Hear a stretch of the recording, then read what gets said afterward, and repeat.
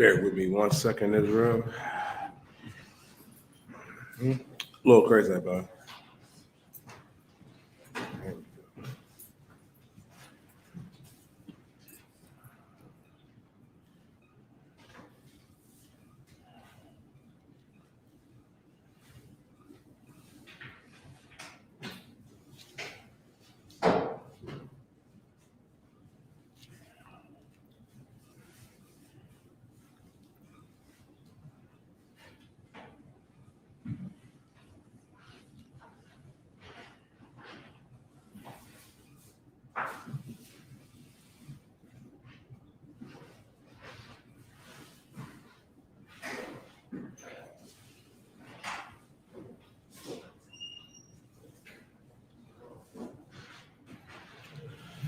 All right, shalom, y'all. Bashim Ashar Thumb, Yahweh Shemar, Thumb Bashim El Shah, priest and officer of 1,000 Yadai, hold it down till 12 children Muhammad gets here.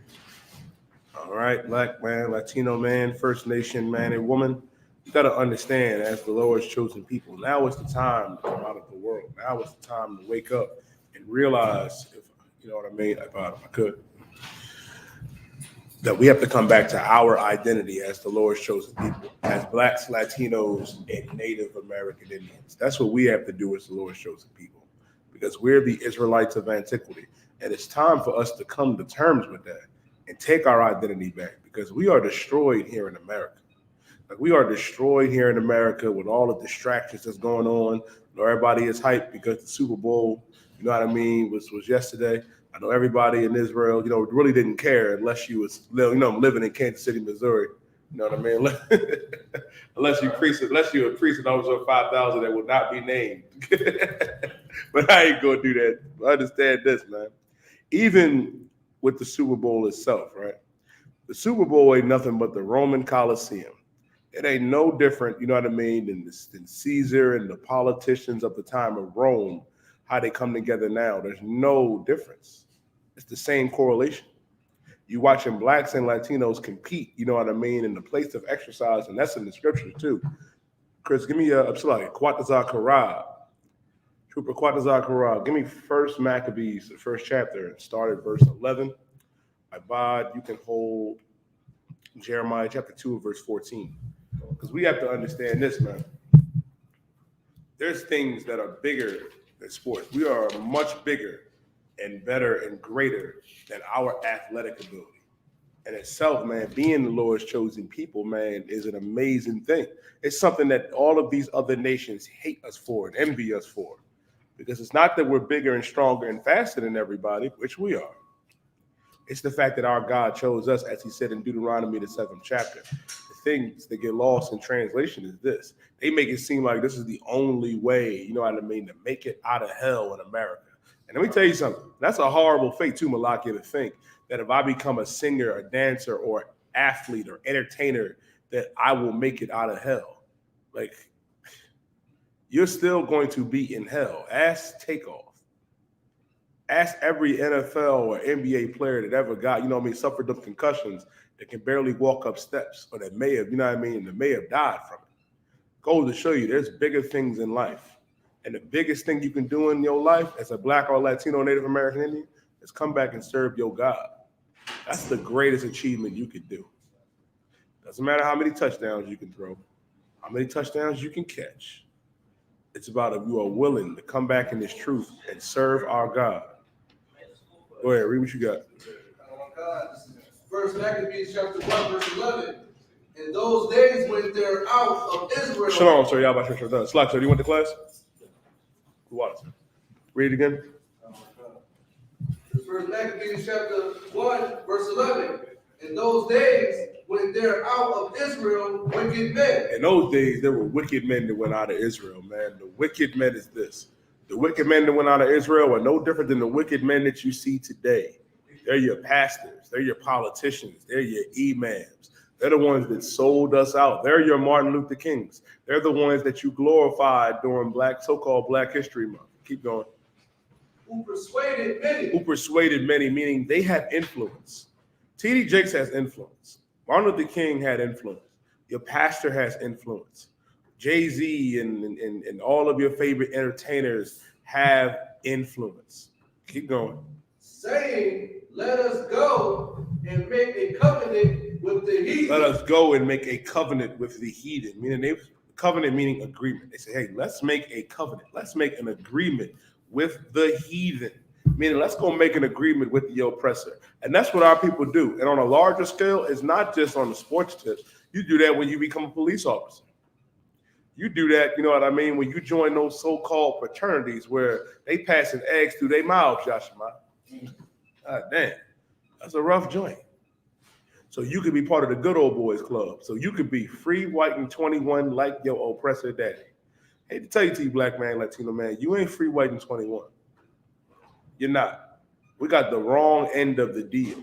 And the only deal that we were supposed to be in was our covenant with our God. But you want to go and make an agreement with the heathen. You want to go and live like the oppressor. You want to go join Omega Psi Phi. That's why the scriptures say, if you read on down in Maccabees, I believe it's 2 Maccabees 4:15, you know what I mean, putting off the honor of their fathers, you know what I mean, preferring the honor of the Greeks, where the oppressor has no honor, man. The oppressor has no honor. They have no dignity. They have no laws. They have no structure. Like the Lord, you know what I mean, it's heavy. It's heavy because he said, you know what I mean, because we turned against him, he gave the earth into the hands of the wicked, who is the oppressor. Keep going, Father. That are around about us. Mm-hmm. For since we departed from them, we have had much sorrow. Since we have departed from them, we have had much sorrow. Meaning this, man. Meaning this. You know what happened? Like you think, you know what I mean, what you're going through here in America is rough. You think things will get better if you just be a good old Christian. You just be a good old Muslim. You live like the oppressor. You celebrate Christmas. You celebrate Thanksgiving. You celebrate your birthday. The sorrow is not going to get better by joining on to this place, man, by joining on to Babylon. It only gets better if you come back to our God. That's the mistake that we make every day. Like General Hyman went into it last week about the number of brothers, you know what I mean, that actually make it in the so-called music industry, and you really can't even call that an industry. I'll take it a step further. You can't even really call the NFL or the NBA industry neither. Like, what is it? Like 0.5 Abba that make it into the NBA, that make it into the NFL? What happens to all them other millions of brothers, Josh and Ma, that can run and jump, you know what I mean, and catch a football that won't make it? What happens to them? Then you try to rap thing. Next thing you know, you on the corner. Next thing you know, you doing the exact same thing that they perpetuate to our people. Wherefore, you can't make it as an athlete, all right, let me go to gang banging. And then when you don't make it as a gang banger, for some reason, brothers think they're going to become Al Capone in a week.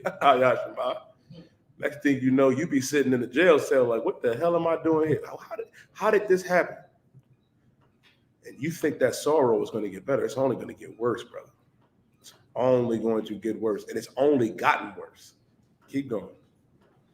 Verse 12. So this device pleased them well. This device pleased them well. We're going to go into the device real quick. Keep going. Verse 13.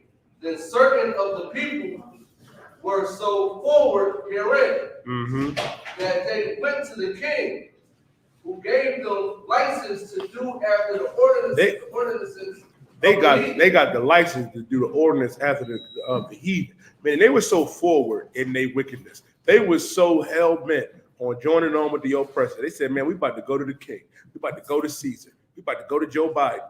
We about to go to this politician. We about to go to this mayor, this alderman, this official. And guess what?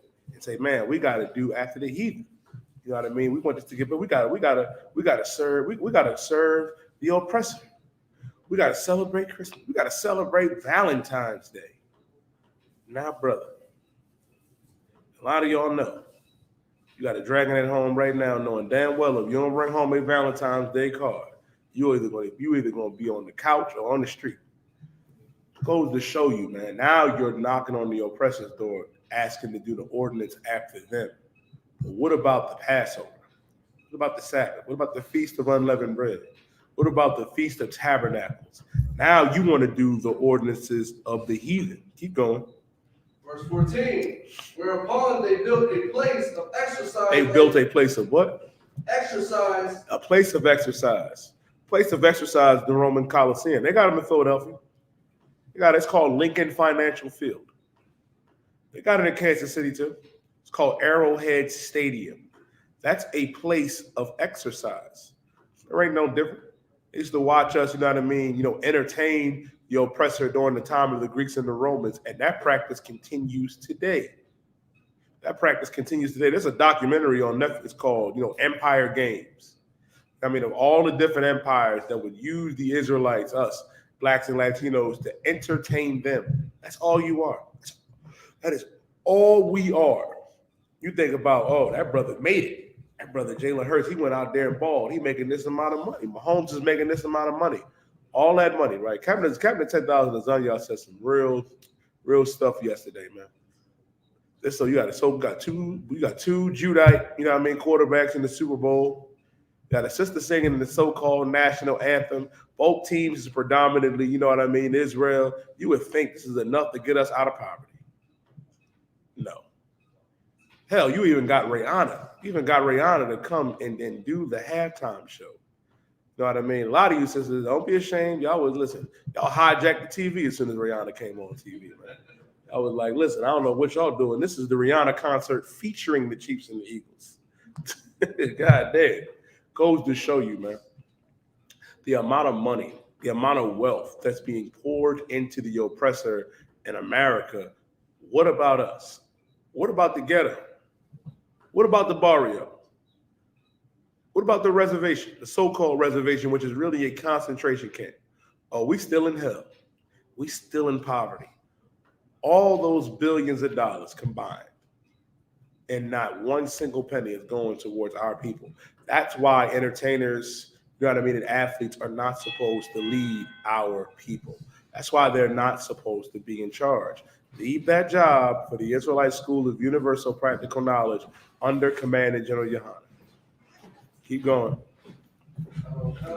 According to the custom of the heathen. According to the custom of the heathen. According to what they like to do. Let me tell you something. That ain't our culture. Alawat Panya. Barak. Yahweh Shibiyah Shah Barakatah. Yahweh Shibiyah Shah Barakatah. Yahweh Shibiyah Shah. Clap it up. Right. Right. I'll take your questions in the room and out of the room online. Whenever you have them, let me know. All right, we ready to get it rocking? Let me get the coffee if I could, and the strong, if you don't mind. I need some for later too. Officer up front, what's your question?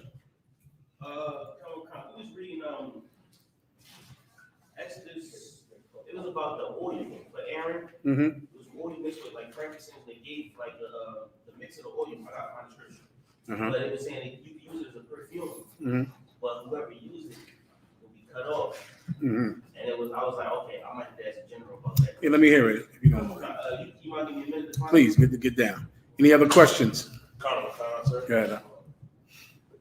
Brother said he wanted a general breakdown of James chapter 5 and verse 16. This camera seems off center, is it or no?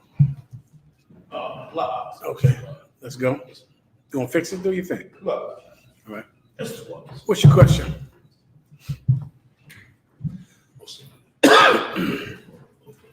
Ready to rock? Oh, I appreciate it.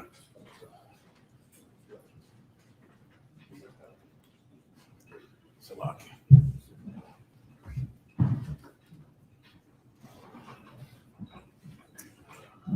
Right.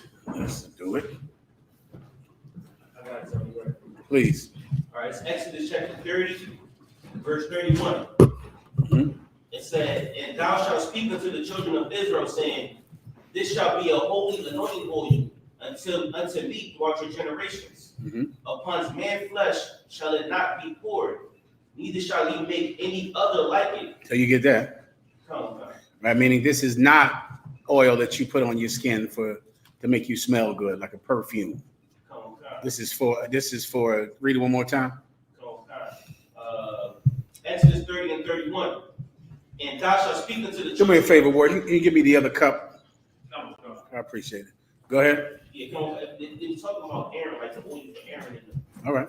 And thou shalt speak unto the children of Israel, saying, this shall be a holy anointing oil unto me throughout your generations. Mm-hmm. Upon man flesh shall it not be poured, Mm-hmm. neither shall ye make any other like it. Mm-hmm. After the composition of it, Mm-hmm. it is holy, and it should be holy unto you. Mm-hmm. Whosoever compoundeth anything, any like it, or whosoever putteth any of it upon a stranger, Mm-hmm. shall even be cut off from his people. Mm-hmm. And the Lord said unto Moses, take unto thee sweet spices, steak and onycha, and thou with them these sweet spices with pure fragrances, Mhm. of each shall be like a like weight, Mm-hmm. and thou shalt make it like a perfume, Mm-hmm. a confection after the art of the apothecary, tempered together, pure and holy. Mm-hmm. Thou shalt beat some of it very small and pour it before the testimony in the tabernacle of the congregation, where it will meet with thee, and it shall be holy unto you. Mhm. As for the perfume which thou shalt make, ye shall not make it to yourselves to the composition thereof. It shall be unto thee holy for the Lord. Mm-hmm. Whosoever shall make like unto that to smell thereto shall be cut off from his people. Okay, read a little more. That's it. That was the first. What's your question? Chapter. Meaning, what is this oil? Kind of, Okay, well, there's a few precepts on the tip of my tongue about this. But give me a second. Like I'm only about 75% sure of it. There's some other precepts that go with it about Aaron and about the priesthood, but I just can't recall. All right, give me a second. I haven't heard it in a few years. Just jog my memory or text me about it or something. All right. Maybe once I read it. Most times, if I go read it for myself, it'll come back to me. But some things I just can't recall. All right. But it'll come back to me. I brought this down here. This is for Commanding General Yohana. This bag is 40 years old. 40 years old. This bag right here. It's been a long time. You get the point. Some things I just can't recall, but it'll come back to me in a second. All right. Go ahead. Any other questions, please? Or I'll ask Commander General Yohana. He'll know maybe tonight. All right. If I recall asking him, then he'll tell me. Say again. Yes. Go ahead. Any other questions? Your common concept, brother, learned a general breakdown of James, chapter 5 and verse 16. Mm-hmm.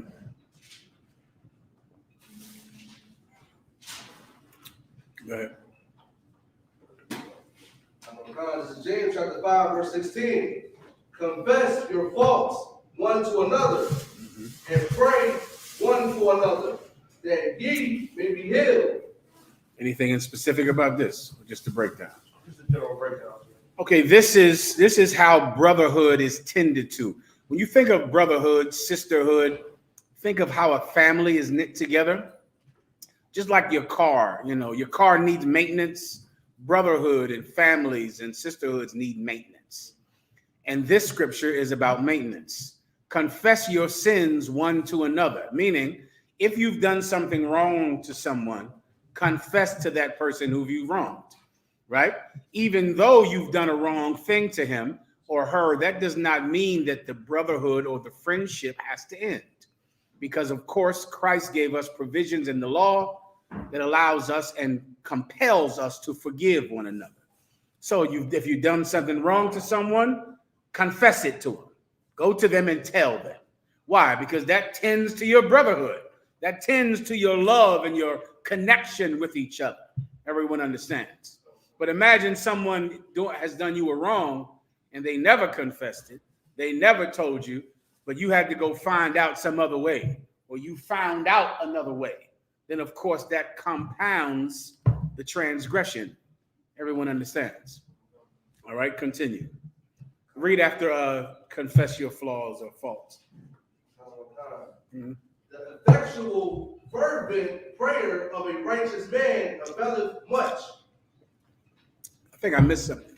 After confess your flaws or faults. Is that what it says right after that? Oh, it's like it said. Go ahead. And pray one for another. There you go. And pray for each other. That's maintenance, right? You're together. You're with this brother. You're in the brotherhood. Pray for each other. Keep going, which is what we do every night in class. What you'll find is that everything that we do in the Israelite School of UPK comes from the Bible. Even small things that you might not know come from the Bible. That's the origin of them, all of them. So every night in class, we pray for each other. Every time we salute each other, our salute is literally a prayer that we say from brother to brother, from brother to sister, or sister to sister. Keep going. That ye may be healed. That ye may be healed. Keep going. The effectual, fervent prayer of a righteous man availeth much. Forget about it. The effectual. Who knows what that word means? It's what that. Spell that word. Yeah. Effectual, meaning it's effective. It works, as opposed to something being, or a person being ineffectual or ineffective. It doesn't work. Christianity doesn't work. That absolutely does not work. Christianity is why we're destroyed as a people. Last week, I gave you about 5 industries that are controlled by other nations in this country. We went over the Chinese people, of course, who own every store, just convenience stores in general. All of your stores that are in your neighborhoods, even the Dominican stores and the poppy stores and the Puerto Rican stores, they're owned by Chinese people. All of them. Virtually all of them. The Indians, of course, with the Dunkin' Donuts industry and the hotel industry. I found another one today. The furniture industry. Now, let's see if you know. Who owns the furniture industry? Raise your hand if you know it. Well, then this is something everybody knows, right? Who owns the furniture industry, Yediah? So-called Jew, he's at the top of it. I forgot about him. I wasn't even thinking about him, but he's absolutely at the top of it. But who was the one below him? Knock. Not him. Who? They look like Arabs, but they're Persians. They're from Iran, but you would mistake them for Arabs if you see them. The Iranians control every furniture store, every last one. Those people in there who you think are Arabs and Muslims, they're from Iran. They're Persians. That's another industry. The music industry is not an industry because it doesn't hire anybody. No one works in it. Everybody understands. But those in the furniture industry, the so-called Jew at the top, and all of the Iranians, the Persians at the bottom in the store, owning the stores, forget about it. That you can add that to the list of people who are doing far better than us. Why? Because the Christian church is ineffectual. The prayers of a Christian are absolutely ineffective. I don't know what in the hell they're praying for in there. They prayed and prayed and prayed and lay hands on you, and everybody drops dead of COVID. Everyone. Every grandmama is dead. All of the kids, all of the children dead. All of them getting shot. All of those praying mothers crying over a casket of a 15-year-old who sold drugs. That's because grandmama's prayers did nothing for that little boy. Nothing at all. She prayed for him and prayed for him. And he decided to go sell drugs and become a gang member, and he's dead because her prayers are ineffectual. Everyone understands. Keep going. But the prayers of a righteous man, oh, they're effective, brother. Oh, they work. They work. They work. Keep going. Verse 17. Elias was a man subject to like passions as we are. And he prayed earnestly that it might not rain. And it rained not on the earth by the space of 3 years and 6 months. He prayed that it would not rain. Who was it speaking about? Elias. Who was that again? Elijah. When Elijah, now go back to that story when he prayed it would not rain. What was that, a sign or something? He was battling somebody? I can't recall. Just someone look it up. But they're referring to that story in the Old Testament, all right? That's what he's referring to. That Elijah prayed and prayed and prayed that it would not rain, and it did not rain. Keep going. Verse 18. And he prayed again, and the heaven gave rain. Then he prayed for rain, and the heaven gave rain. Keep going. And the earth brought forth her fruit. And then now the earth gives forth her fruit because it rained. So now all of the vegetables begin to grow. Keep going. Verse 19. Brethren, if any of you do err from the truth, and one convert him, verse 20, let him know that he which converted the sinner from the error of his way shall save a soul from death. I'll explain that. Once again, this is the maintenance of brotherhood. If one of you leaves the truth, right, makes an error in the truth, and you leave the truth, and then a brother goes and he converts you. Now he teaches you and he brings you back to the truth and gets you back on the straight and narrow path. That brother that did that, he saved your life. That's what this precept means. That's how this brotherhood is tended to. We tend to it like this. Somebody begins to fail and fall off and, is just weak. Before you know it, his superiors will come to him and begin to check him, chastise him. Why? Because they see you're going off. That's a UPK phrase. You're going off, Ak. That's a UPK phrase. Why are they doing that? To save your life. That's why. The brother that goes, as you are leaving the truth, as you are laying down your sword, as you are succumbing to lust and weakness, the same lust and weakness your father succumbed to.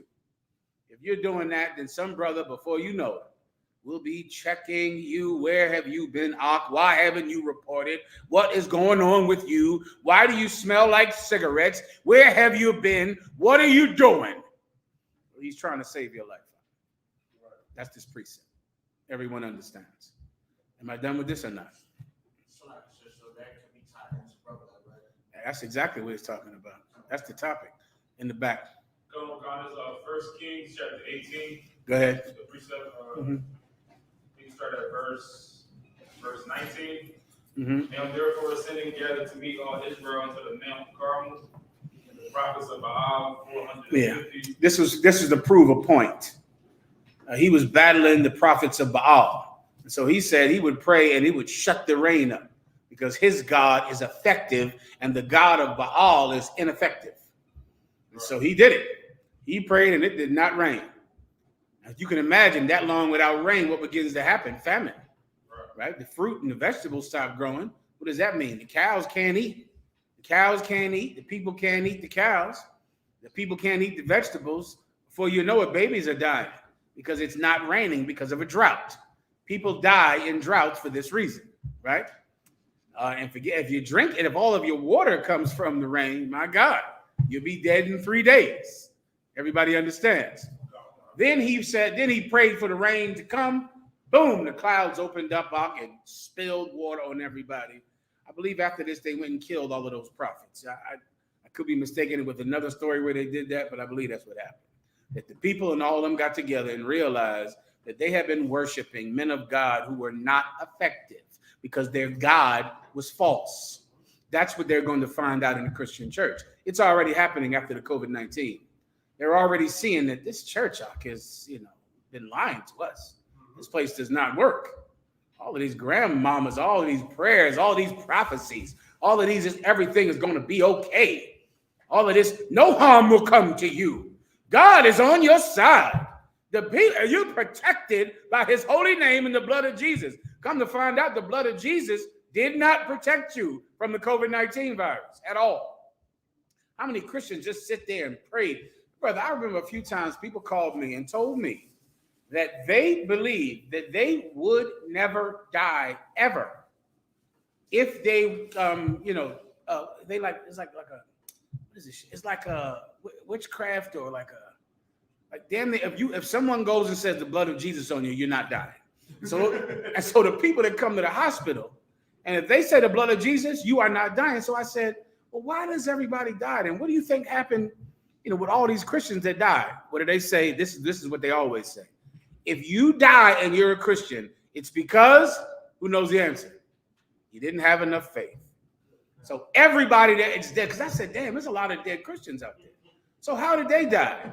If you die and you a Christian, it's because you didn't have enough faith. And I said, what about like a 90-year-old woman? That's a quote from me. If she's 90 years old, she said, if she believed, she would never die. I said, I got to go. I appreciate it. I've got to go. Okay, if you don't mind, I got to get the hell up out of here, all right? And that was that.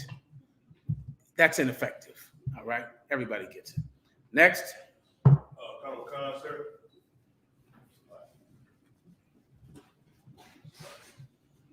Oh, Valentine's Day. Goddamn. I got to do Valentine's Day tonight. All right. We'll break down Valentine's Day. We'll break down love and what love is not. We'll break that down today as well. Okay. And what a real, I'm sorry. No problem, boy. I appreciate it. What real love is and how do you express actual love? We'll go into that. And I'm going to talk about someone who is a champion of love that gets no credit for it at all. Someone that doesn't. Matter of fact, it might be two people that do it, that get absolutely no credit for being two champions of love. We'll go over that tonight as well. All right? Questions? Sir. Sister says, lockdown water by May. Where or how do I explain to my 6-year-old she does not have to participate in communion? She does not have to participate in communion? Like in the church with the crackers and the wine?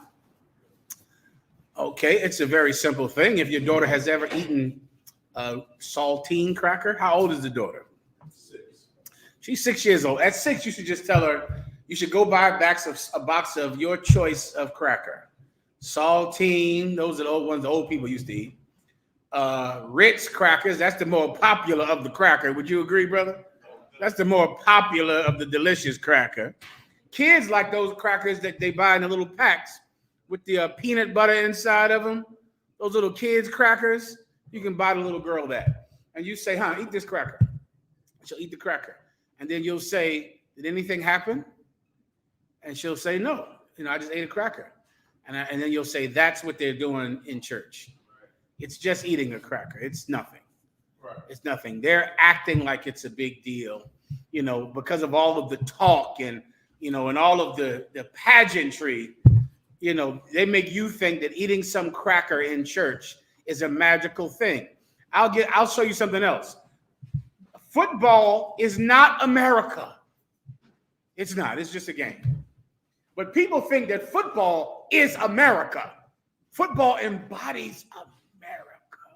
That's why you can't kneel during football. That's why Jay-Z went and made sure that every black person stopped kneeling. Because when you kneel during football, you make people think that football is not America. And football is America. So really, do you love America? Then you got to love football. Because football is America. That's witchcraft, Doc. That's not real. Football is like, nobody thinks soccer is America or backgammon or, even basketball. Basketball is not America. And no one thinks about basketball like, this is America basketball. That's not the business plan for basketball, right? But football, that is America. That is, the flag, the eagle, and apple pie and love. And if you are American, you must love football. They tie football into your patriotism, which is why they have the giant flag and the national anthem and the flags waving and the jets going over the sky. So you'll think this game somehow equals patriotism. How in the hell is this patriotism? It's not patriotism. Buying a football ticket is not going to Iraq to fight. What the hell are you doing? You bought a football ticket. You didn't go die for the Constitution. It's a football ticket. It is not patriotic. It has nothing to do with your love for America at all. You can watch football and hate America. You could not watch football and love America because football is not America. But all of the songs and all of the music make you think it is. That's what they've done with the communion cracker. All of the party, party, party, and all of the singing and the dancing. Before you know it, they pull out that cracker. You think God is in the cracker. It's not. It's witchcraft. That's all, which is what real witchcraft is. Real witchcraft is not in Harry Potter. That's nothing. Witchcraft is what they're doing during football games. But they're crying. Oh, my God. That cat, I saw the Super Bowl, brother. Some white man was crying like his mother died. He was bawling, crying. Bawling, still lost. And bawled and cried. I said, well, Dad, you wasted all your energy on that crying. That's all the tension and tension came out in the crowd. He had such a good therapeutic cry out. And I said, what is he crying over? The national anthem?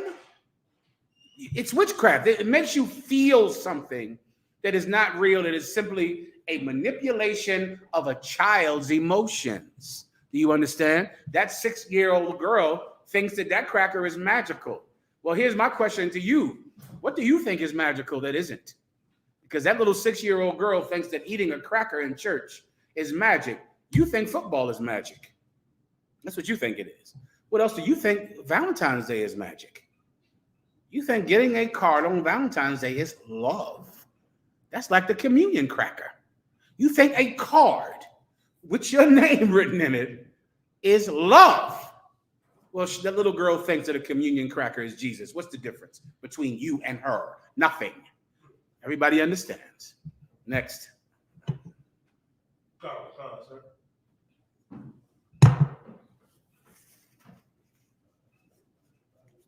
No. It's Black History Month too, sir. Forget about it. Give me my hand. Black History Month. Yes, we should go over Black History Month. We'll do all of it. You should take that out in the street this week, all right? And educate the simple on all these topics. Yediah. Sir. My brother said, Shalom, Yahweh Hashem Echad. I got a breakdown of Revelations 11 and verse 3 to 5. Who are the two witnesses? In verse 5, is it about actual fire coming out of their mouth? No. For time's sake, let me just give it to you. The two witnesses in Revelations 11 are Judah and Israel. Those are the two witnesses. And the fire coming out of their mouths, you guessed it, is speaking the truth. On the street, on the internet, out there in the highways and byways, speaking. That's fire coming out of their mouths. And that's how these two witnesses are going to destroy their enemies, with speaking. Everyone understands. All right. It's Judah and Israel, which are at one time two nations because we fought a civil war. The blacks were against the Hispanics. I gotta do my damn Espanol. Like they called me Espanol. All right. But now we're one nation under Christ, and those are the two witnesses. All right. Next. Got a question from TikTok, sir. Mm-hmm. Someone wants a breakdown of Romans chapter 1 and verse 26. Solid. Gather that together, please. All right. Sir. Go ahead.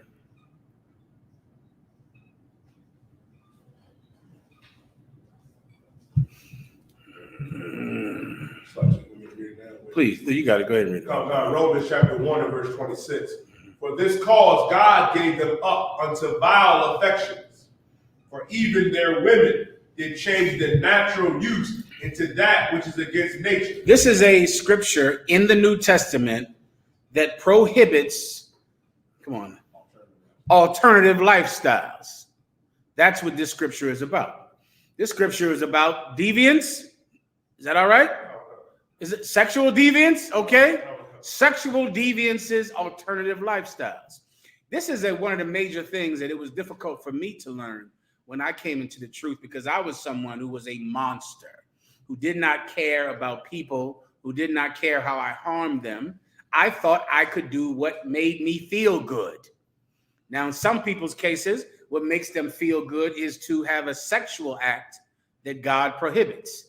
In other people's case, like mine, it was violence. It all makes you feel good. You get my point? There's something that makes you feel great. You love it. It's exciting and wonderful. And it's against what God's will is. And what you profit in is knowing that God is in control of your body. Your body belongs to him.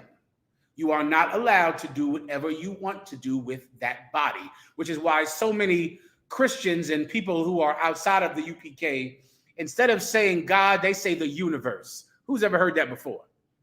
The universe wants you to do this. The universe said this. Let me explain to you why people love to say the universe instead of God. Because the universe gives you no rules, none. So you would prefer to listen to Mother Nature, because Mother Nature never told you who you're allowed to have sex with and who you're not allowed to have sex with. The universe never told you what you are allowed to eat and what you're not allowed to eat. The universe never told you you have to keep that family together.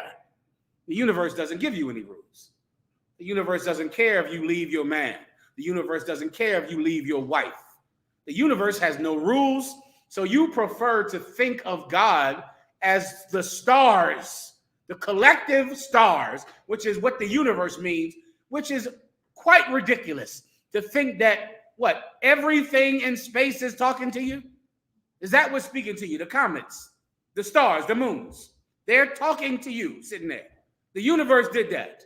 How did these comets communicate with you? How did the stars in the Milky Way communicate with you? Why is it more ridiculous to think about God than it would be that every blade of grass is talking to you? Every stone, every rock, everything in the universe is talking to you? Doesn't that sound ridiculous? Well, I know why you love the universe and Mother Nature, because they'll never tell you that you are not allowed to have alternative lifestyles. You got to have one lifestyle, no alternatives. One, the same one that we all need and rely upon for life itself. And too many times, people believe that seeking alternative lifestyles is better than forging a strong lifestyle. Marriage between a man and a woman, the union of a man and a woman, when it decays and is destroyed, the earth is destroyed. It's the most important thing in the world. How men and women are together.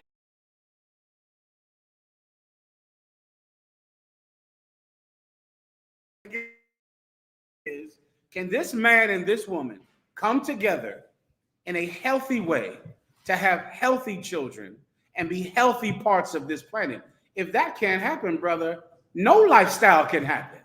Nothing can happen. Guess what? If you can't have healthy men and women, then you can't even have people who are members of alternative lifestyles, because they're the children of men and women. You're going to have men and women who care about each other, who love each other. It's everything. Now I'll break this precept down for you. Go ahead. Again. Come, sir. Romans chapter 1 and verse 26. For this cause God gave them up unto vile affection. For this cause, read above it to see what the cause was. Come, Romans chapter 1 and verse 25.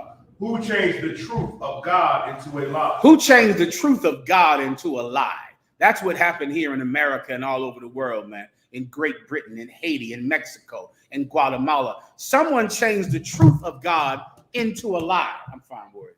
Into a lie. Meaning, instead of saying what God's opinion was on alternative lifestyles, we decided to seek our own opinion. And your opinion on alternative lifestyles is a lie. God's opinion is what we all must obey, or else we all die. Keep going. Concert. And worship and serve the creature more than the creator. And worship and serve the creature more than the creator. The creator is our heavenly Father. The creator is the creator of heaven and earth. Who is the creature that we worship and we believe his lies instead of God's truth? Who is that creature? He's a creature because he's one of God's creation. But this creation is a liar. And he lies about alternative lifestyles. He lets you believe you have a freedom that God did not afford you. God did not give you that freedom. The freedom that God gave you is so beautiful and so abundant, but you cannot enjoy it if you break his laws. It's like any society. If this is a lawless society where everyone steals and everyone murders and everyone has whatever kind of sex they want to have, then how will we enjoy freedom here? Then we can't be free, because someone will rob you and rape your wife and molest your children. You cannot have freedom without law. Law facilitates freedom. Now you can walk down the street freely because no one will kidnap you. No one will steal from you or rob you. Now you can drive in your car freely. Now you can let your children go out and play freely. Why? Because of rules against child molestation, against kidnapping, against stealing. Well, there are laws against alternative lifestyles, and those laws create freedom. Do you understand? But if you are free to be in an alternative lifestyle, you will destroy freedom. There will be no freedom because lawlessness cancels out freedom. Does everyone understand? Well, we believe this liar. Who's the liar? Our oppressor is that creature. Because the Greeks and the Roman empires, after the fall of Sodom and Gomorrah, the Most High had people at one time who believed, in the freedom of alternative lifestyles. And they were going to, can I say the word when you force somebody to have sex?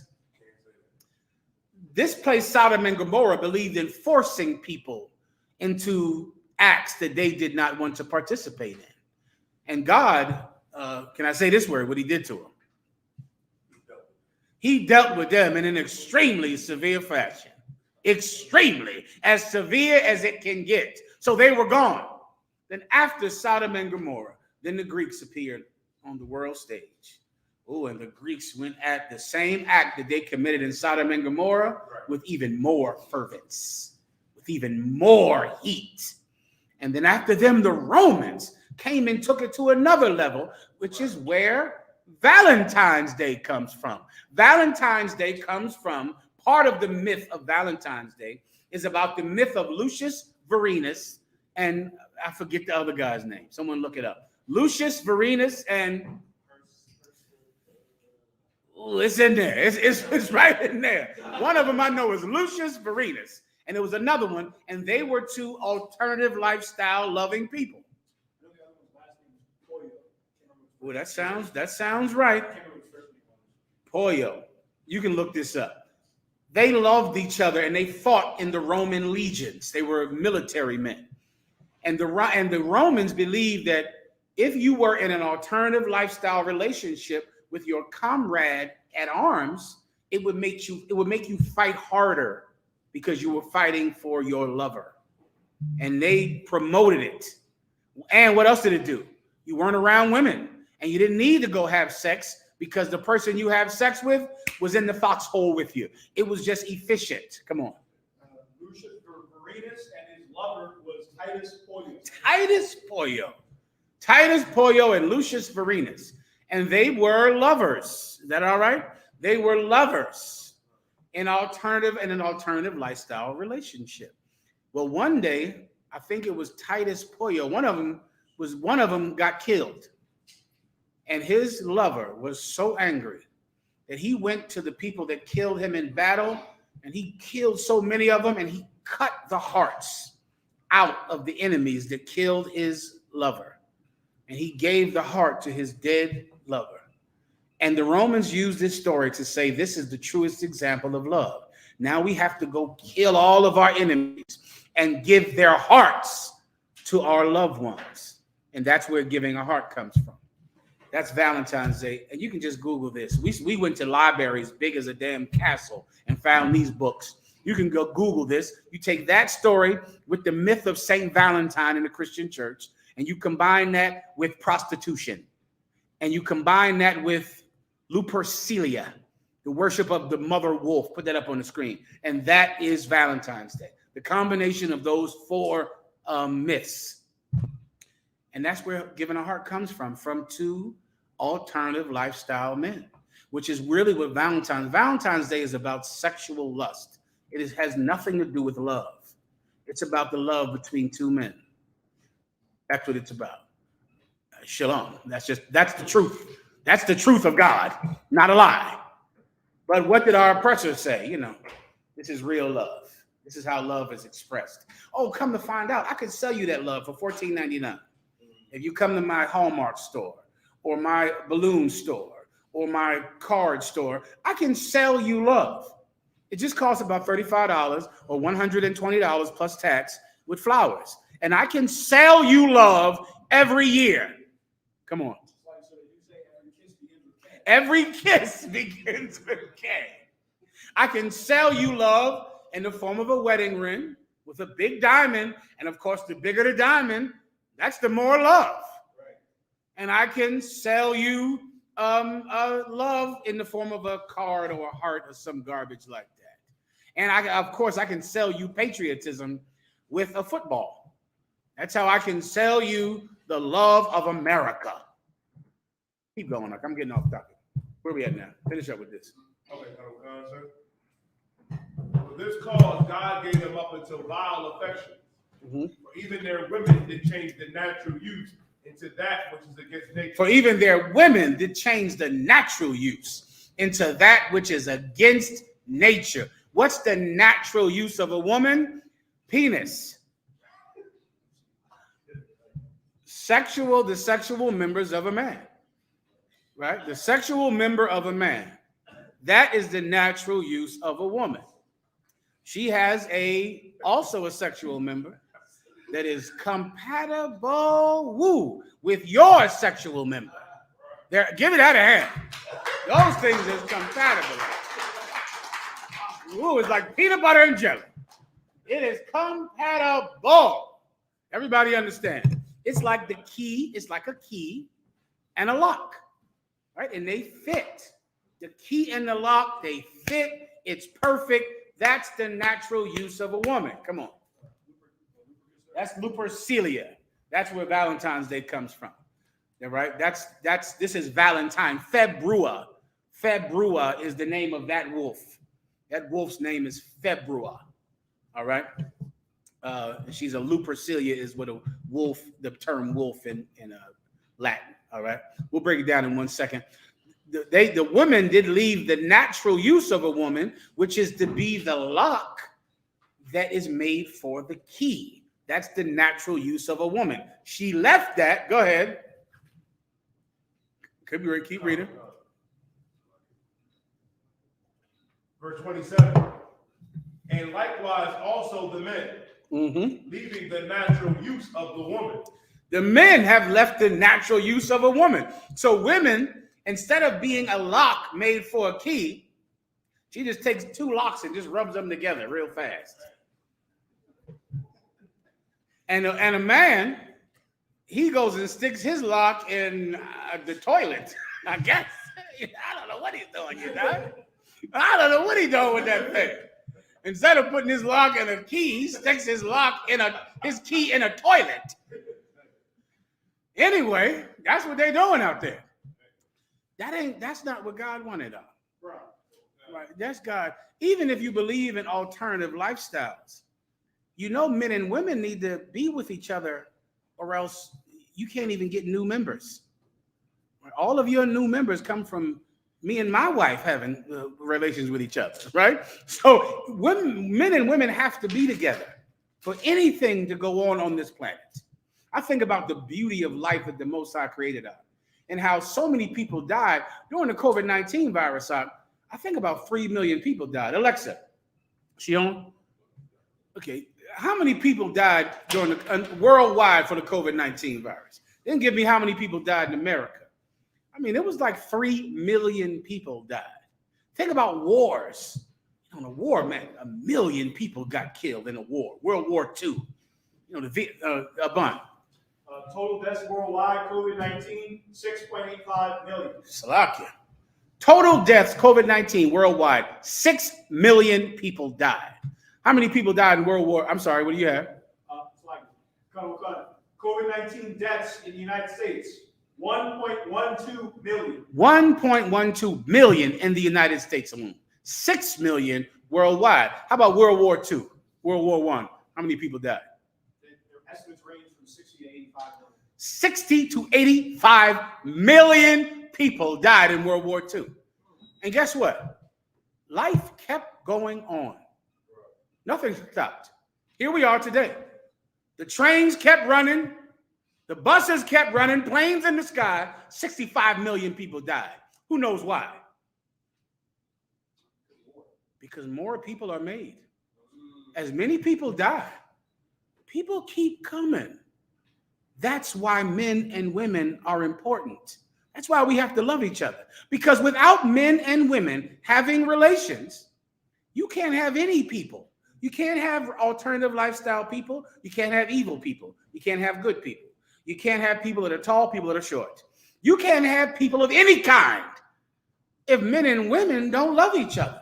So you would think everyone would want one lifestyle to succeed above them all. Because if it doesn't, how do you lose 65 million people and TV still comes on, planes in the sky, trains riding? Because we're making more people all the time.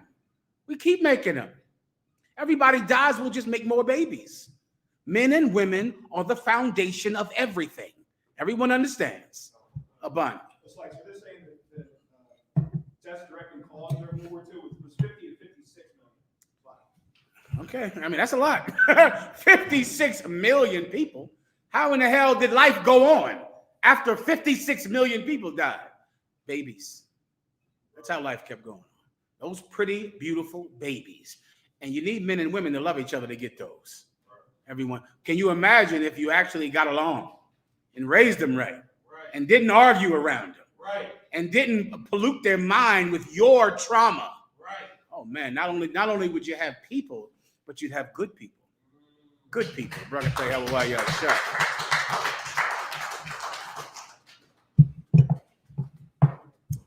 What am I on now? Go ahead.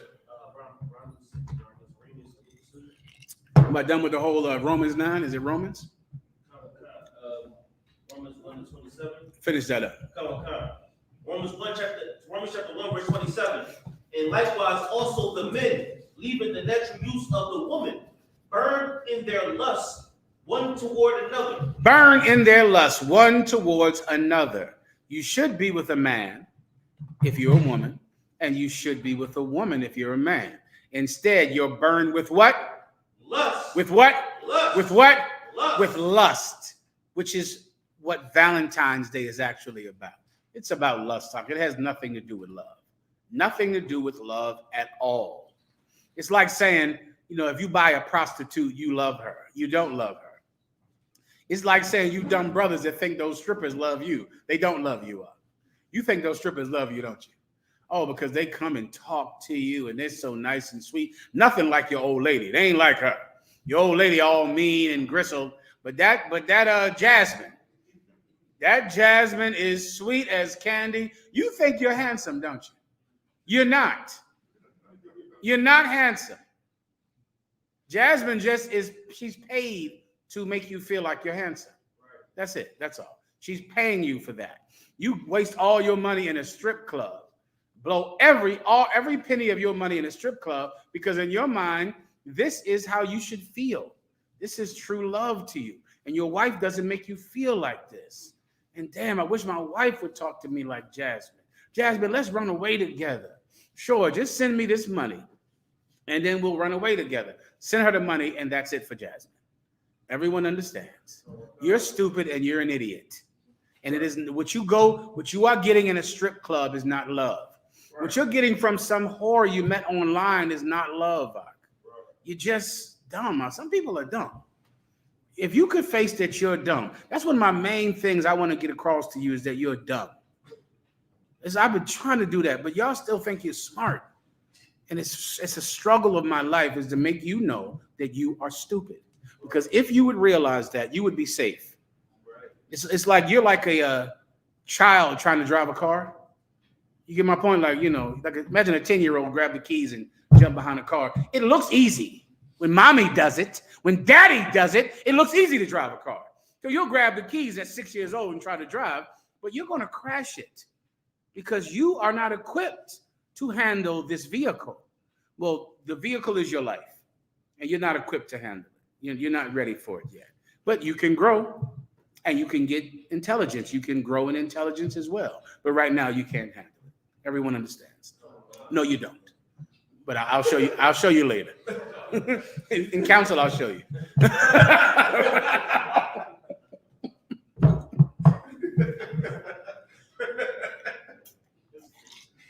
Do you understand? Absolutely. No problem. This is going to be a breeze.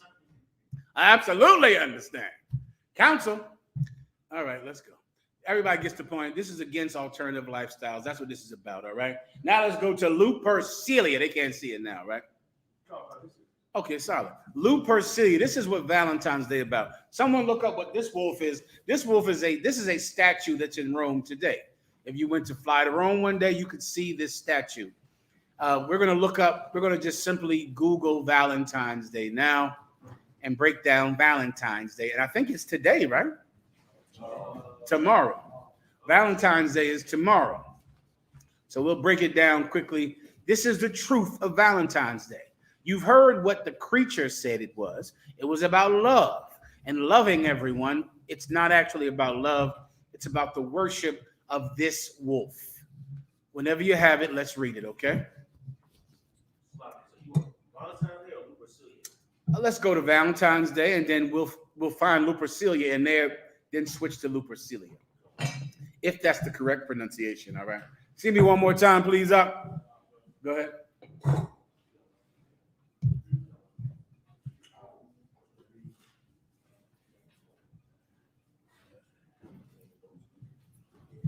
I appreciate it. I'm ready. I was going to read about Lupercalia. You want that first? The water. If you have it first, I'll take it. Titus Puyo, correct. Keep going. Lupercalia, history.com, ancient Rome, Lupercalia. Lupercalia was an ancient pagan festival held each year in Rome on February 15th. This is an ancient festival that was held every year in Rome on February 15th in ancient Rome. Keep going. Although Valentine's Day shares its name with the martyred Christian saint, some historians believe the holiday is actually an offshoot of Lupercalia. Meaning Valentine's Day, the name Valentine's Day comes from a Catholic priest who was named Saint Valentine. He was canonized as saint by the Catholic Church, and then they named this holiday after him. But the actual origin of the holiday comes from pagan Roman rituals. Keep going. Unlike Valentine's Day, however, Lupercalia was a bloody, violent, and sexually charged celebration. What you'll find is when you go to the root of all of these pagan holidays that we celebrate today, Christmas, so-called Halloween, these have pagan origins, and their origins are always extremely brutal and bloody, all of them. Lupercalia is another one. Where Lupercalia, is it Lupercalia or Lupercalia? Lupercalia was bloody, which is where the color red comes from. The color of Valentine's Day is red because the original Lupercalia was bloody. Blood was a major part of the celebration throughout of the holiday. So now red is the color of Valentine's Day. Come on. Please. I'm cutting on cut. They ran naked or nearly naked around Valentine, whipping any woman within striking distance with the thongs. All right, so let me explain this part. For time's sake, I could just speed you up to it, right? Imagine the entire city comes out on the street, much like they did in Philadelphia for the Super Bowl. All of the people are out on the street, but all of them have these thongs, right? That I believe they got from dog skin. They kill the dog, and they would take the dog skin and they would create long strips. There it is right there. That's them beating everyone with thongs made from a dog's skin. And so it was red because it was from a dog who just got killed and he was skinned. And so the skin was bloody. It was like a whip. And they would beat the people that they wanted to have sex with the bloody dog skin whip.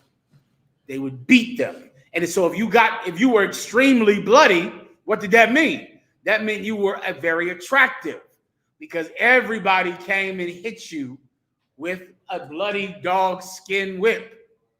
So everyone wanted to come back red. Everyone wanted to come back bloody. Let's imagine you came back from the Lupercalia festival and you were completely clean. That meant no one liked you. No one thought you were attractive.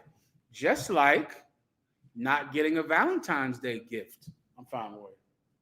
Not getting a Valentine's Day gift means what? No one likes you. You didn't get any flowers. You didn't get any candy. That's why a lot of you poor sons, you know what you've done?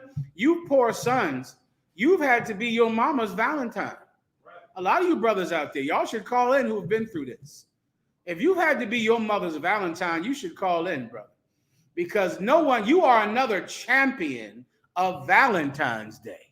That there are heroes of love and there are heroes of Valentine's Day, and they're two different people. A champion of Valentine's is a son who has a mother who never has a man. You have become your mother's Valentine. You're out there buying your mother a Valentine's Day card and gifts, and you're her mother. You my girl, my number one girl. Where's my number one? Your mom, go stop. Oh, stop it, boy. You're her man. You're a proxy man for your mother, and it makes my stomach hurt. It's disgusting. Where's my number one girl at? What do I have behind my back?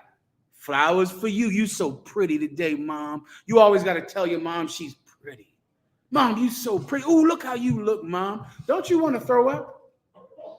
Doesn't that make you sick that you're doing that? Damn, if your mother would watch her behavior, she might get a man.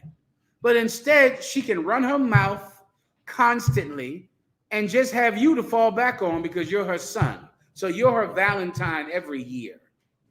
Well, Lupercilia, you had to come back red because you needed to be bloody from being whipped, because getting whipped meant whoever beat you liked you. Everyone understands. Keep going. Come on. Many women welcome the lashes and even bare their skin to receive the fertility rite. That was you, women. Many women love the lashes and they bared their skin, meaning they took their clothes off so that you could see, so you could whip them, so they could go home and go, everybody loves me. I've been beat by bloody rags all day. You came back home red, which meant you got attention, which has always been, oh God, attention has always been something that a silly woman is weak to.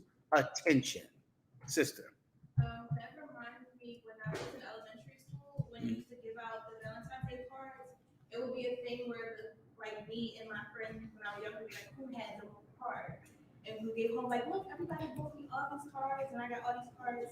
So it's like the same thing, and how we conditioned to feel that type of way. Sister, you took me back. And let me tell you something, and that is evil to do to little girls and little children, because they do that in school where you go into school for Valentine's Day, and now, you know, someone has to give you a card. But how many little girls don't get a card? And they are destroyed. And then, of course, the mean girls go and say, I got 5 cards. All the boys that like you gave her a card. I'm sorry, more specifically, the boy who you like, he likes that other girl. And she's getting all the cards. Meanwhile, you're sitting there getting no cards. And think of the anxiety you have when you go to school, because you know tomorrow is Valentine's Day. And you're like, oh, please, I need to get a card. Could someone just give me a card? And all that anxiety builds up. You're supposed to be learning to read and write. But instead, school becomes about, will I get a card? I hope a boy gives me a card. Somebody, because if nobody gives me a card, I will feel like I'm unwanted and unloved. But that is not true. Those cards are given based on lust. Some of those girls in your class were giving out oral sex to people. You die? Is that all right? Some girls were promiscuous at a young age. And the more promiscuous girls get all the cards. How do I know that for a fact? Remember those the bracelets? That was the same thing. Y'all might not remember this. This was like 10, 15 years ago. But there were schools when you see a girl in the school with 20 bracelets around her wrist. She waving them in the hair. You got a question? Yeah, I have a question, teacher. Is 20 bracelets shaking on her wrist. And all the other girls go, damn, everybody likes her. Come to find out, she got those bracelets represented behavior in the bathroom that was less than exemplary conduct. It was not ladylike what she was doing, and that she was in that bathroom doing things that her parents did not approve of. And she got a bracelet each time she did it with a boy. It was different colors. Different colors meant different activities you did. So. Different colors. So it was like a menu. So then when you get a new boy, you can say, look here. This is what I got for you right here. Either I can give you this one here. You don't like, you ain't into that. I can give you this one here. Listen, for the right price, I can give you this and this. What you want? Come on. Was it called the virgin bracelets? I don't know what they were called. You know all about it. Yeah, I heard about it. Go ahead. Go ahead. I'm The messing with version you. ones were the bracelets, and people would have to pop them. So if they pop them, that means that you had sex. But some people would just cut them, but they would pop. So you got one if you weren't with the person, You would have and then they would pop it. So people would just come over to you and pop it if you're a kid. Yeah. Yo, that's some wild man. It was, I said, well, that's it. Well, that's Valentine's Day. What the hell you want? You know, you want to. It's just women that want to be liked. They want attention. They want to know that they're attractive, and that's very natural for a girl. There's nothing wrong with it, and the premise of it is not wrong. But the fact that people manipulate little girls and use it to hurt them, that's wrong. That's wrong, right? And there's a way to give a girl attention and to show her what's valuable. In my work, I would much rather a girl get attention for her mind, because that now promotes right behavior in a little girl. In my work as a counselor under Commander General Yohana, too many times I have to teach a girl that being pretty is not good enough. It's not good enough. There are a lot of pretty girls living under bridges. You understand? And in my work, I wish that girls who are smart got more attention. You understand? But I know because of Valentine's Day, what matters are how long your eyelashes are, you know, and how short your skirt is, and how big your breasts are. I know that that's all that's important, because those girls get all the gifts, all the hearts, all the bracelets. Everyone understands. Now, that's Lupercalia. Keep going. Lupercalia. Keep going. Go on. During Lupercalia, the men randomly chose a woman's name from a jar to be coupled with them for the duration of the festival. So it was a big festival, like a Super Bowl festival. Like when people come out on the street and everyone's naked and partying, or like that thing down there in New Orleans. I forget the name of it, Mardi Gras, right? And so you would put your name in a jar, take the name out, and this is who you had to be coupled with for the duration of the festival. What does coupled mean? You guessed it. That's what coupled means. This is the person that you had relations with until Valentine's Day is over. Guess what, whores? Or less than honorable young women. That man, a lot of women are going to commit adultery today. And come on, a bun, please. Back in the Old West, they would call working girls, they would call them horizontal employees. People who worked on their backs. Yes, there are so many marriages that it will end tonight or the day after tomorrow, right? All because a woman is looking for a Valentine's. Will you be my Valentine? That's that custom. Someone who really you're with for this holiday. That's why you're with them. Will you be my Valentine? Let me be your Valentine. This is where it comes from. There was a person who was your Valentine, the person who you were with for the festival, and you had relations with each other, and then, of course, it was over. That's it. And now you're alone again. Better luck next year. Keep going. Often, the couple stayed together until the following year's festival. Oh, man. So they're together for a year until it's time to find a new Valentine. Now, this person is my Valentine. That's the custom, Mark, and that's where this comes from. Come on. So, like you said, that's very ironic because that's along the same timeline as the amount of time marriages last now. It's 1 to 2 years. Marriages last 1 to 2 years. A serious relationship lasts 2 years, and that's it. After 2 years, it's over. That's about the extent of your loyalty. Your loyalty does not last past 2 years. You're gonna have to marry a serious UPK person to get someone that is loyal. That's loyal. Loyalty, we'll do another class on that one day. That's a whole different thing. That's not, it's not lust. It's not temporary loyalty. It's permanent. All right. Keep going. Give me this. Come on. That's all I have. Give me the Lupercalia now. Lupercalia. Give me that in the back. Time check 8:25. The water.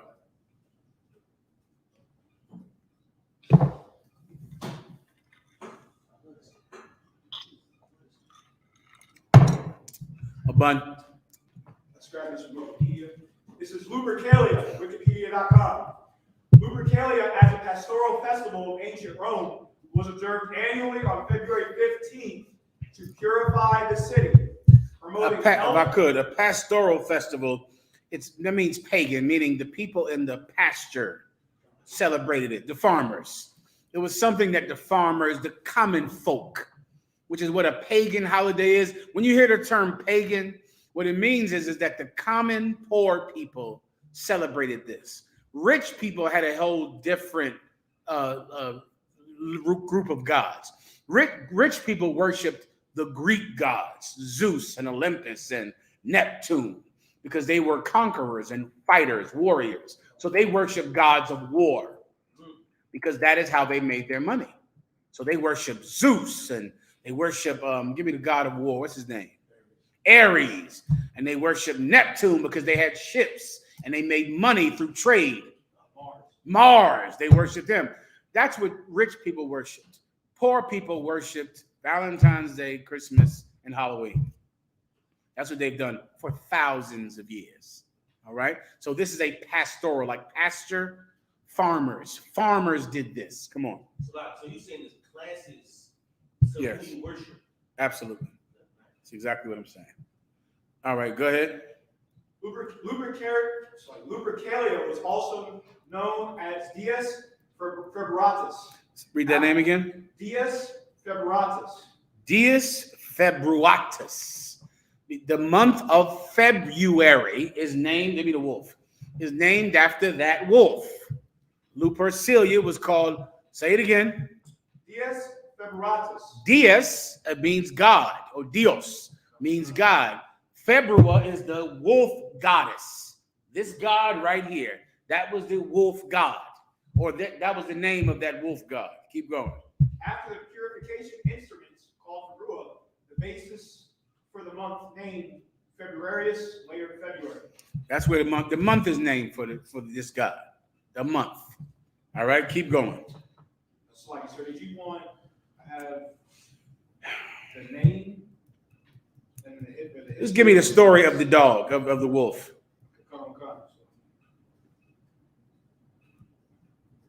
You want the story of the wolf? Mm-hmm.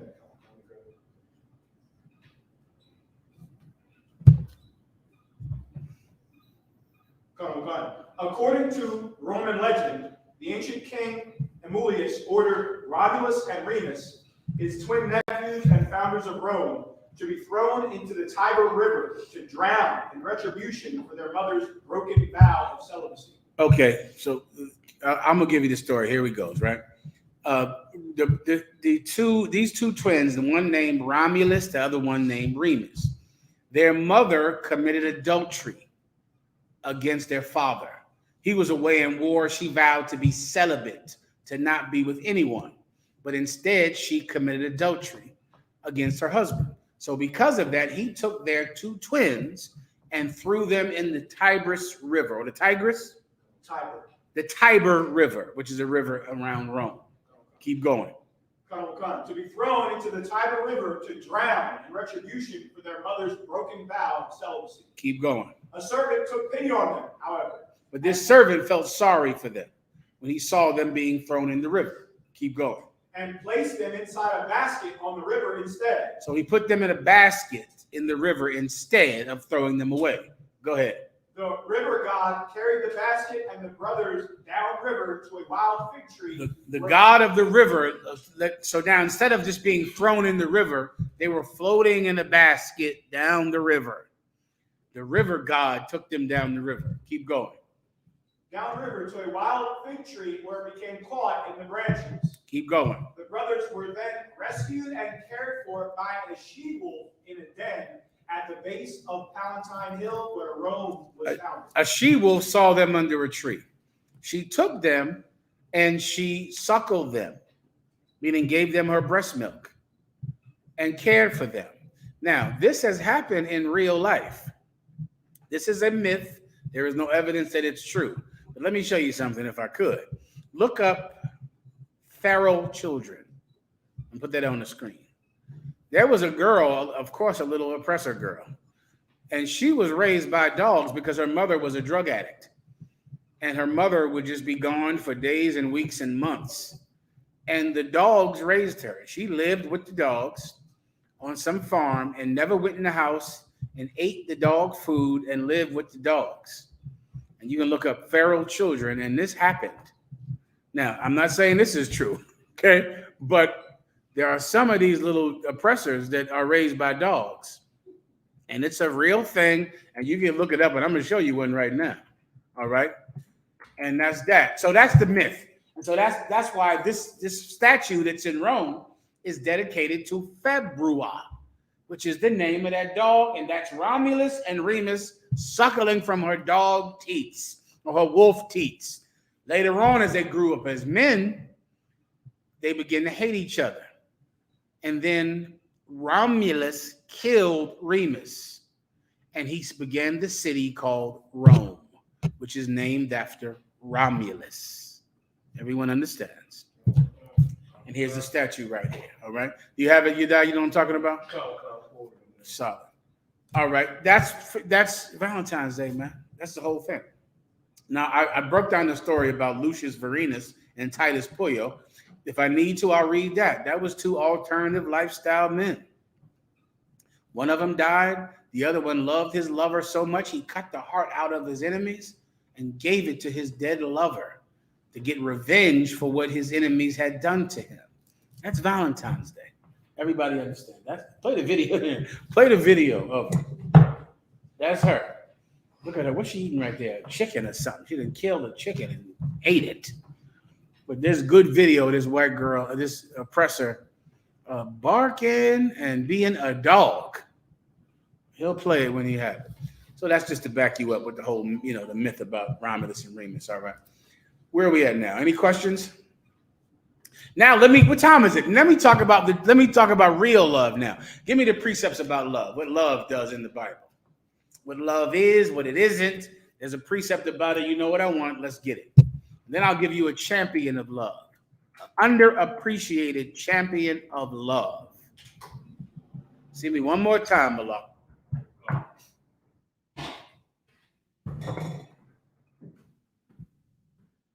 Please, up front.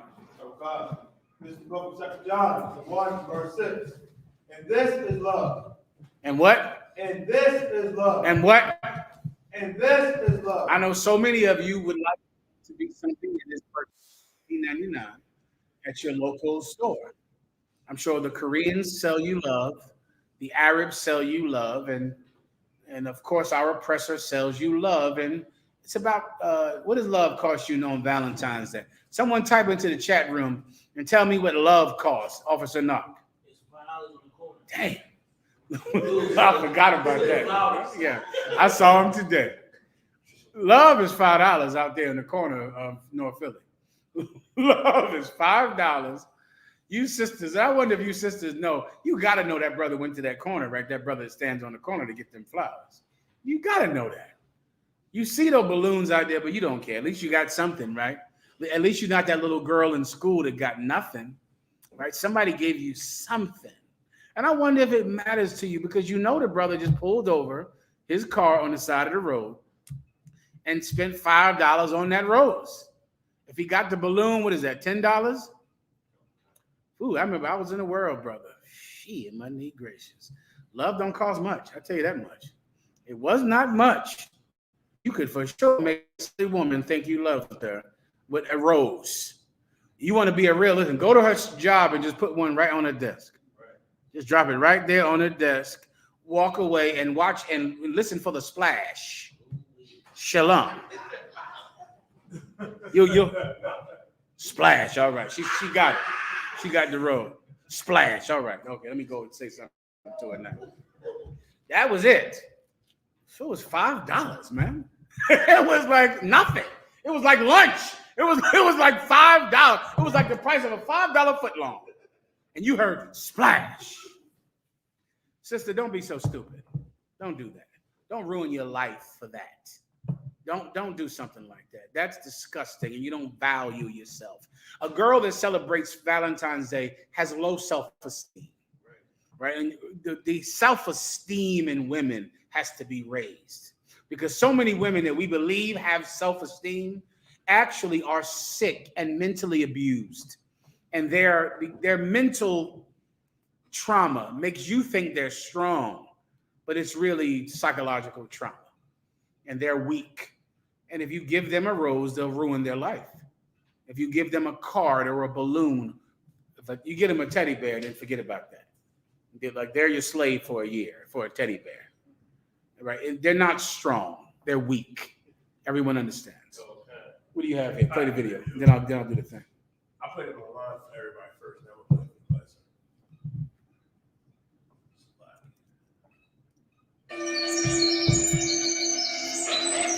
Oh shit.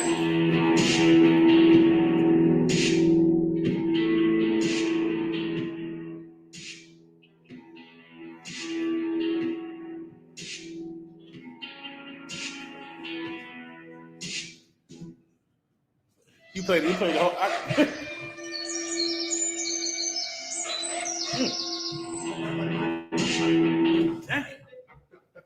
Raise these kids, man. Raise your damn kids. A damn dog raising the kid. You out smoking crystal meth. A dog raising the kids.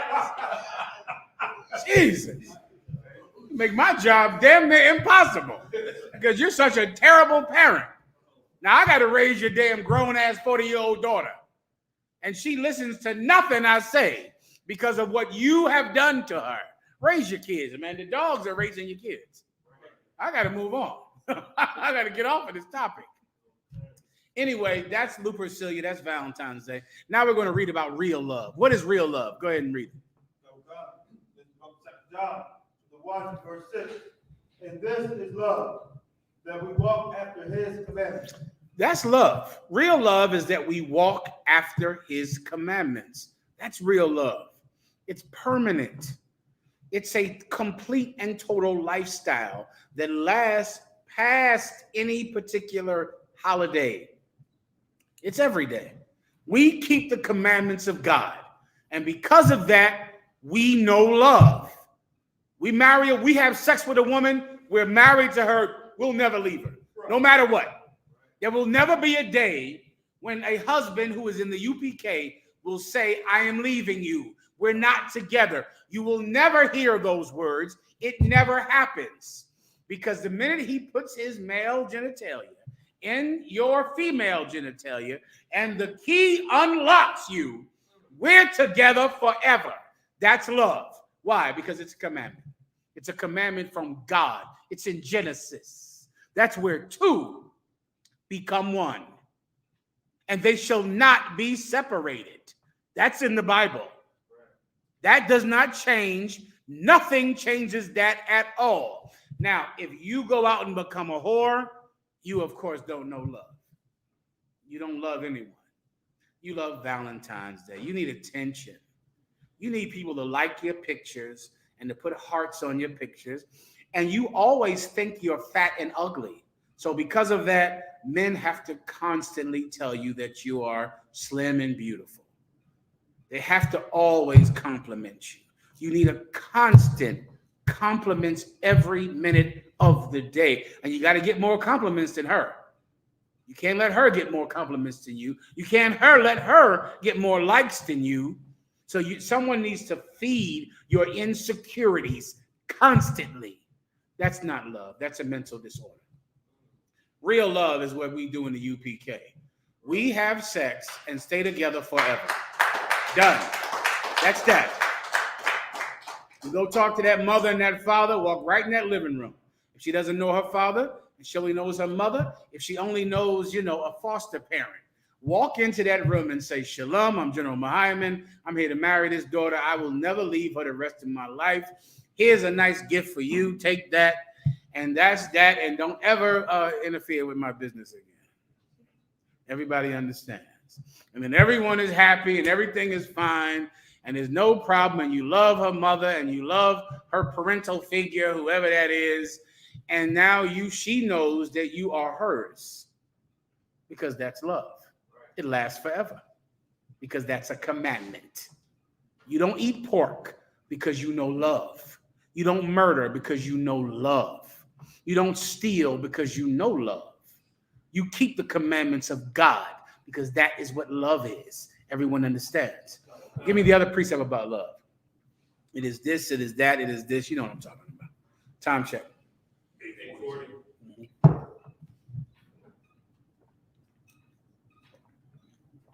Can we go upstairs? A bun? 1 John chapter 5, verse 3. For this is the love of God, that we keep his commandments. Keep going. And his commandments are not grievous. You get that? His commandments are not grievous. So many people misunderstand the book, the book of God by thinking by keeping the commandments, somehow your life gets worse. Your life gets better when you give up Valentine's Day. You forget about it. You give up Christmas, man. You are going to save so much money. You don't even understand. It's hard for me to even make you understand how much money you're going to have in your bank account because you do not celebrate Christmas. Oh my God. Guess what? For a lot of you drug addicts out there, when you give up smoking weed, you don't even know how much money you have. You don't even know. Like, you think you understand me, but you don't. You don't know how much money you have spent on drugs in your life and what you've done for drugs. Can just imagine every penny that you spent getting high. And what if you had it in your hand right now?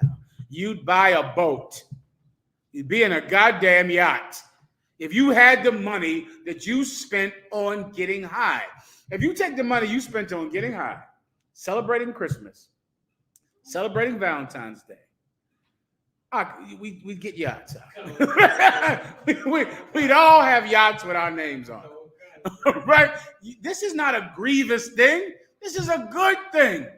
You're going, everything in your life is going to get better because you don't celebrate Valentine's Day. And guess what else you'll get? Better women. You're going to be able to have better women because you don't look for women who are weak to lust.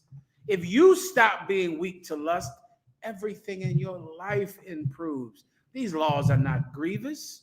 The word grievous means hard, or it's a grief. It's a sad to do. It's not. It's a beautiful and wonderful thing and makes your life better than the absolute living hell you're in right now, which is what you live in every day, trying to prove you love some slut, some woman who is less than loyal, less than admirable, who does not understand that she should be loyal to you. It's hard trying to prove to her you love her out, especially when Jerome is on her job and he places one rose. That's always his name, Jerome. He places one $5 rose right on her computer, like right on the what's the thing called you type on? Right on the keyboard. He just puts it right there. He tells the people around it, shit, put this right here. When she had, and then she's gonna say, who put this here? Jerome did it. Oh shit, splash. Salaka. That ain't right. Don't y'all do that. That's wrong. You get my point. You don't want to marry that type of woman. All right, that's my point. Like, don't marry her. All right. Where are we at now? What am I missing? The other one, I'm looking for something else. I'm looking for another precept that I can't remember. Hold on. It's another precept that I can't. Can I go upstairs or not?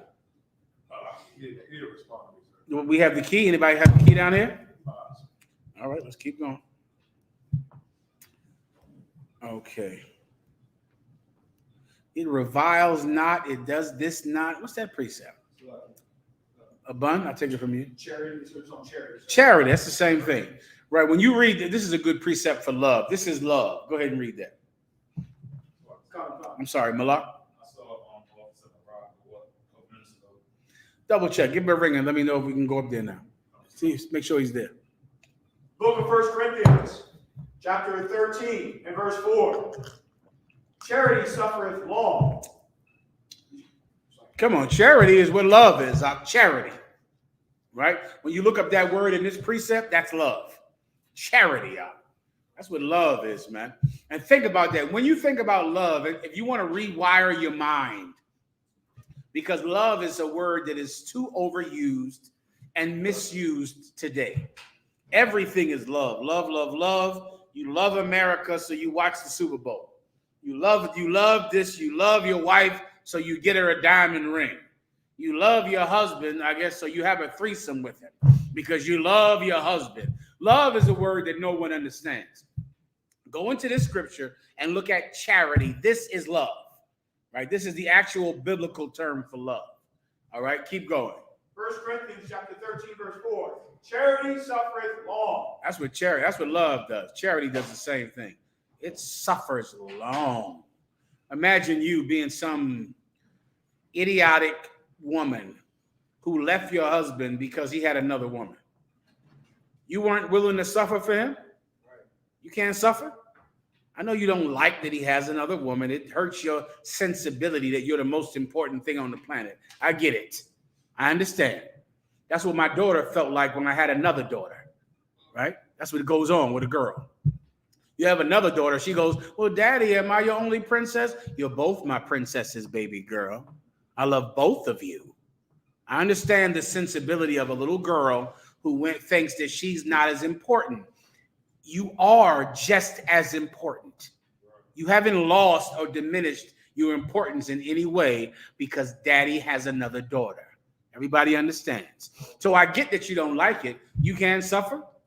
You brothers, you can suffer. You got a woman, she's running her mouth. Shut her mouth. Correct her.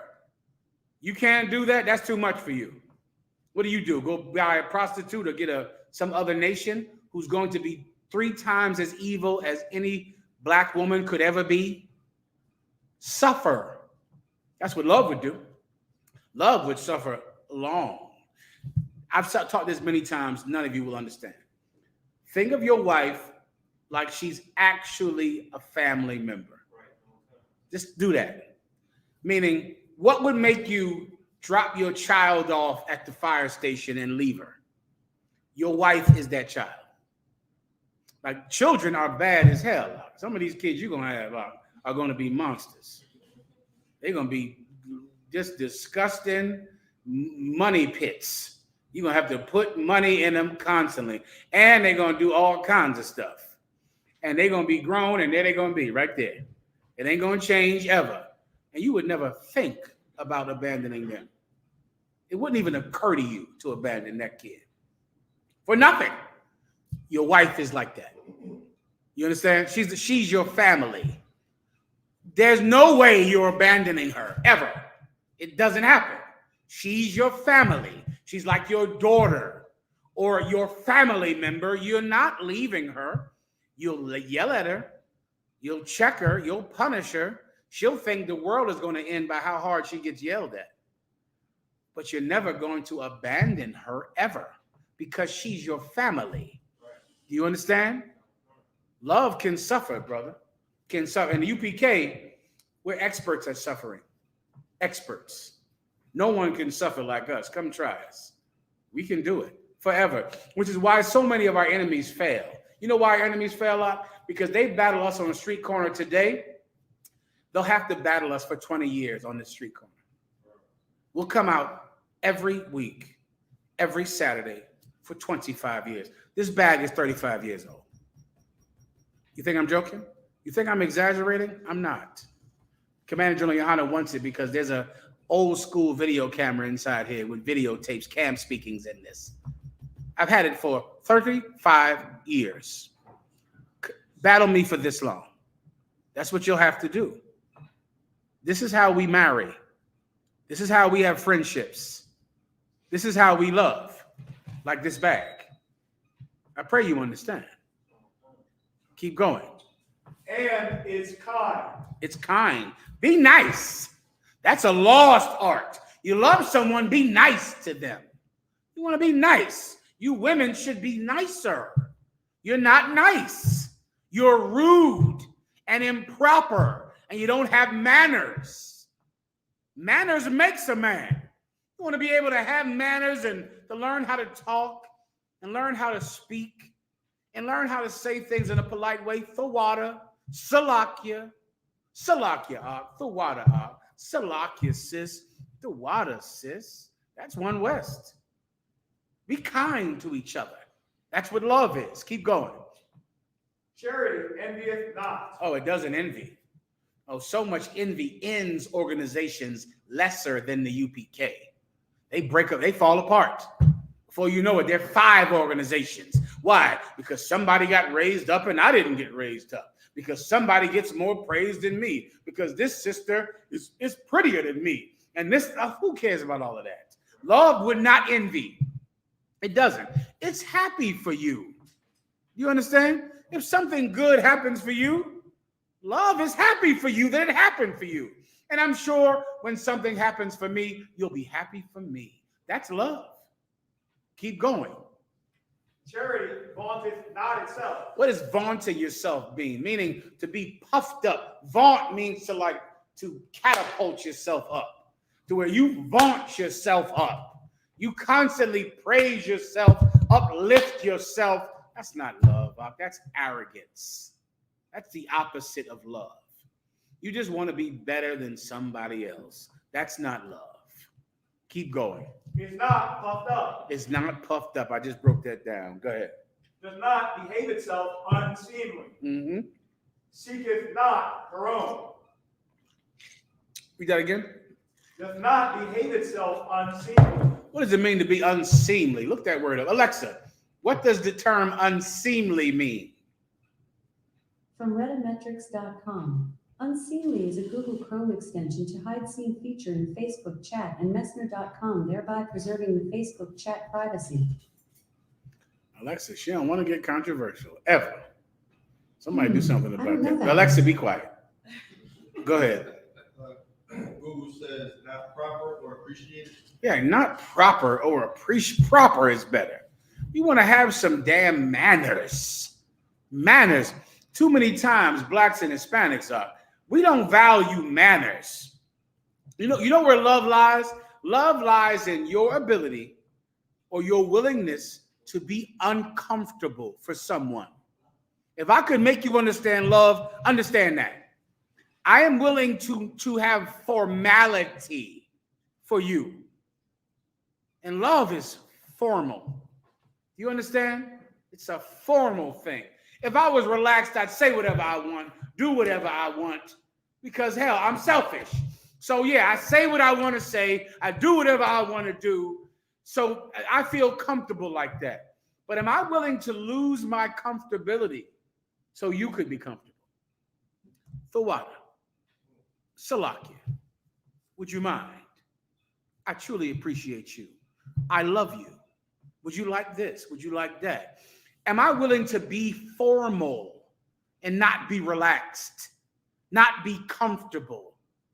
Will I give up my comfortability so you could be comfortable? If you can do that, you can be married to anyone, friends with anyone, be in any organization at all. It wouldn't even matter at all who you're with, because you know how to be uncomfortable for their comfortability. What if both of you do it? You're gonna watch children go, I know who I should emulate. I should be like them. I should be like my father. I should be like my mother. Keep going, then I'm gonna give you the champions of real love, underappreciated champions. Come on. Seeketh not her own. Seeketh not her own. What does that mean? It's not selfish. Selfishness crushes love. It kills love. To be selfish, to just want for yourself. Valentine's Day is selfish. All you think about is, are you getting flowers? Are you getting a card? Does someone love you? It's selfish. You're a mother. Your children have to be your Valentine. You need some man on your job or some man on social media to be your Valentine. You're so selfish. That cancels love, Bob. It's the enemy of love. Let me give you the champions of real love. The underappreciated champions of real love. And listen to this very carefully, because you will never hear this anywhere except for the Israelite School of UPK. Listen carefully. If you are the child of a broken home and your parents broke up, and then your mother got another man, and you refused to accept or be friends with your mother's new man, you loved your father. You people never got appreciated for that. Everyone hates kids like that, don't they? Everyone hates a child when you go in and stick in your male genitalia in his mother. And you hate the kid because the kid always goes, you ain't my father. I don't want to talk to you. And what do? I hate these kids, man. I can't stand these kids. Let me tell you what those kids are doing. Those kids love their daddy. And those kids feel a sense of loyalty to him. And you hate the kid because the kid knows that if he accepts you, it is betraying his father. It's betraying him. And what do? You want the kid to betray his dad. That's what you want. You're angry because the kid won't call you daddy and hate his father. And you wonder why he would even care about this man who never comes to see him, who never calls him, who doesn't take care of him. That child is not selfish. The child doesn't care that the father doesn't come see him and doesn't give him any money. That child knows that's my father. And if I go and play ball with you and accept you and go outside and play basketball with you, I would be betraying my dad even though I don't know him. He is an excellent son. He should be celebrated because he gets no reward. Why is he even doing it? His dad doesn't even live there. His dad ain't shit. So why does he care? Why does he say, you ain't my dad? No, I'm not doing that. I'm not calling you that. No, I'm not going with you. You with my mom, I can't do nothing about that. But nah, for my pop, I'm not being with you. Why isn't that child looked at like he knows love? He's totally selfless. He doesn't care at all about himself. He's not accepting you because you're not his father. Why isn't he a champion of love on the earth? This kid, you know what you do instead to him? I can't stand this kid. I hate this kid. The mother hates him because the mother wants him to snap out of it. The mother's like, listen, your daddy ain't shit. This your new daddy. I'm with him now. Love him. Be with him. Let him be your father. The child is like this. No. Damn, where does that come from? Why? Why is he like that? Why is he so stern and against you? Don't you see he loves his father? Why don't you go, that's a hardcore young man. That's a hardcore young man. I see you don't want nothing to do with me. That's a rough brother. I see you got a man you love who doesn't come see you, who doesn't give you any money, who's on drugs, who's in and out of jail. But he has a son somewhere, a daughter somewhere that will not even smile or play with her mommy's new man for him. He should be celebrated. He should be rewarded. He is a champion of love. He's selfless. That girl is selfless. She doesn't care about herself. Her father is an idea in her mind, and she will not betray him. He will not betray him. That child is a champ. Any child that will not accept her mommy's new man, you know how to love. Let me give you the other champion of love. And I want to say the word I'm comfortable with saying, but I'm not going to say it for TikTok. You women who I would liken them to a female dog, perra. I would liken you unto la perra. If you have a husband who's come into your life and is willing to marry you and be with you, even though you have children, men who marry women with kids, you're a champion of love. You're a hero of love. Because why in the hell would you be with this woman who has a child that is going to hate you? The child is going to hate you out of loyalty. You're going to come into that woman's life even though she has children, and be her man, you're selfless. You know love. Because why would you ever be with her? Why would you be with a woman that has kids? Her children are going, you're going to walk into that door and go sit in that chair, and the kids are standing there lined up like this here. Sometimes 4 and 5 of them are sitting here like, you are not my daddy. I don't want nothing to do with you because I love my dad. And here you are walking in the door, trying to be the happiest, nicest new dad in the world. You in there, and you gotta be in. You gotta. You know what you gotta do? You gotta be behind enemy territory every day. Every day it's like you're walking into enemy territory. Then the man knocks on the door. He's coming around. He emasculates you by his existence. Let me tell you women something you don't know. To look at a man who had sex with your wife is demeaning. Women, you don't know this because you're too selfish. You don't get it. To physically see him. Hey, how you doing? What's up, bro? How you doing? I'm her new man. You're shaking the hand of a man who had his male genitalia in your wife's mouth. That man you're looking at. And you go, hey, what's up, brother?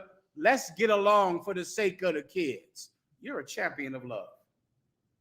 That broad doesn't give you a parade. She doesn't celebrate you. You talk to a man who had, brother, confession is good for the soul. I don't know what that is. To actually see him and you're looking at him and he had his genitalia in your wife's mouth. What do? Talk to him? Say hi. Hey, brother, how you doing? Come pick up your kids. And as he's coming in the house, he has had sex with your wife. And sometimes, sisters, you don't know this. You hear them arguing. And when they argue, what are you thinking? You're thinking, that's what they did when they were together. They don't get along. They argue on the phone. Yeah, that's him calling. Why don't you pick him up at 3? No, I ain't picking. And you sit there in the couch. You sit there. You listen. He's arguing with your wife. When does anyone else argue with your wife? If the man at the Popeyes restaurant argued with your wife, what would you do? Tell me, somebody explain. You're in Popeyes. Somebody says, shut up. I'm tired of you. To your wife, what would you do now? No man would ever argue with your wife. But there's some other man that a lot of men let argue with their wife. He's a champion of love. He sucks that down. He suppresses that. And he goes, well, that's a child's father. They got to argue sometimes. Hey, babe, let me, yeah. And then you damn near become a peacemaker. Hey, you know what? Y'all two need to stop arguing. Let me become a peacemaker. I know you used to put your penis in her and you enjoyed his penis, but let me be the peacemaker. Let me get you two to stop arguing. I'll come in and let me be. Now you half a woman now, because now you're Gandhi. Now you come in there and make peace between your woman and her other man. That's what you're doing, because they still got beef. Because arguing is the extension of the marriage. How do you know that for a fact? Because you argue with her. So now you argue, I'm tired of you, I'm sick of you, I'm tired of you, click.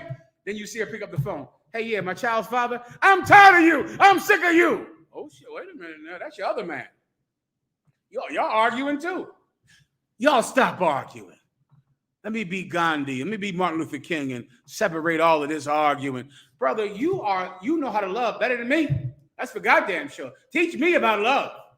Teach me love. If you married a woman who has children, teach me love. Because I don't know love like you. Because I don't know how you do it. And as far as I know, your wife should throw rose petals at your feet. Because you went and married her knowing you have to have a reminder. Let me give the sisters something else they don't know. Lions. Someone look up what lions do when they meet a lioness who has cubs. I'm ending the class, Malak. If a lioness has cubs, I want you to read it to me. The tribe of Judah is a lion. Every tribe feels this way. Every last tribe. If a lion meets a lioness and she already has cubs, what do? Come on, Malak. He got to kill the cub. Yeah, that's nature out. A lion, a male lion, if he finds a lioness with cubs, he kills every cub because he knows if the cubs are gone, she will go into estrus. She will want to have sex because she doesn't have any children, which is why female lions fight before they have sex because they do not want to have babies with a lioness that cannot kill rivals because she loses her kids if her husband dies.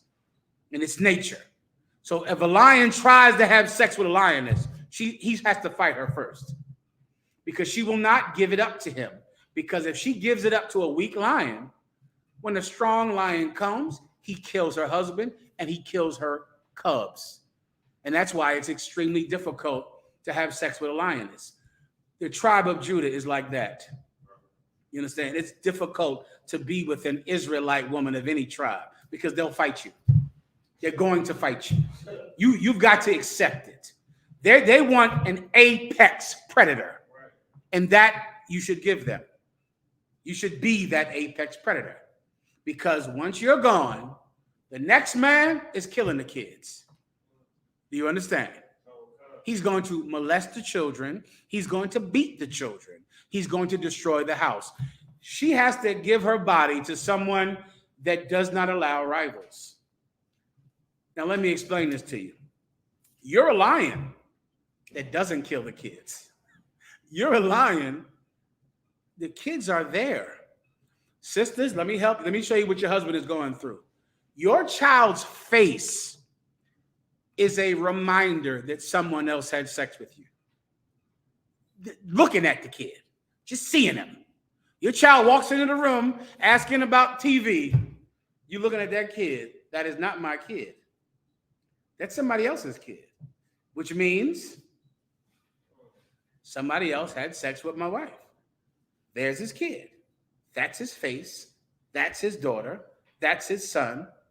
I got to sit and eat with them and talk with them and play with them. And, oh, that's your father on the phone, Jimmy. Hold on. Hey, how you doing, brother? What's going on? They got cell phones now, so you don't do that no more. So, like, the child has his own phone. Where's the child at? Hey, Jimmy, you got to come clean your dishes because your mother is telling me I need to start telling you to clean up more. Your mother wants me to be more of a father figure to you. Your mother wants me to tell you to sweep more. Jimmy, come sweep. I'm on the phone with my father, nigga. Anyway, yeah, this nigga telling me to sweep up around here. Dad, I ain't what this bullshit is about. I'm with you. You ain't. I know. I'll clean up after I talk to my dad.